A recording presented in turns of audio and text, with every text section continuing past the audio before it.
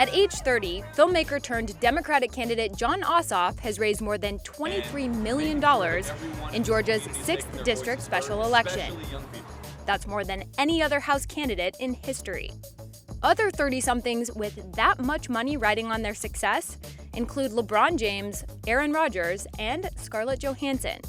Of course, LeBron, Rodgers, and ScarJo all have proven track records, and they rake in endorsement deals. But the money is pouring in with an eye towards Ossoff's potential success. The whole country is watching Georgia right now. He is like a superstar right now, definitely like a political superstar. And while Ossoff can't put that money in the bank, like LeBron, can he turn those millions of dollars into votes? You're 30 years old. You haven't held political office before, elected office. Why should people vote for you? I think it's time for some fresh leadership. I've got 5 years of experience as a congressional aide. I'm a small business owner. I specialize in investigations of organized crime and political corruption. And I bring a fresh perspective that I think is sorely needed in Washington right now. Ossoff, who makes investigative films, has a strong social media presence, and his name makes for a trendy hashtag and slogan. But roughly 97% of his donations have come from out of state, which has opened him up to criticism.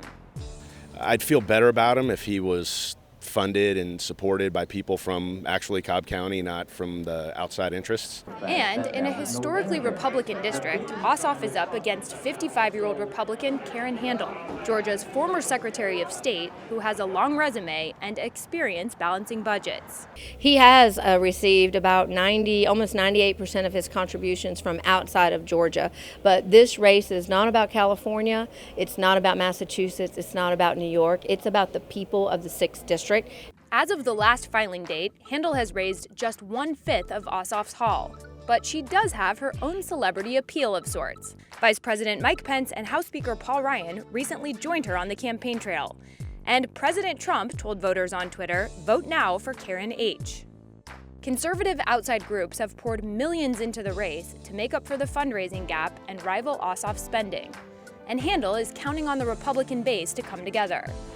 Like I said, I believe in her. She has years of experience. She was able to balance the budget.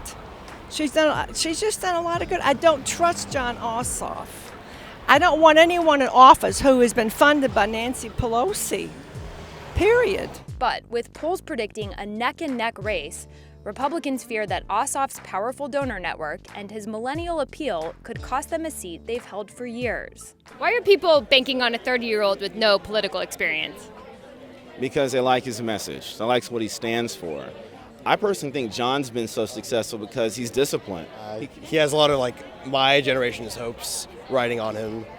While Ossoff may not be an elected politician yet, he has learned to give political answers. It is the most expensive House race officially in history. Do you feel the pressure? Well, I feel the pressure to make people in the 6th District proud and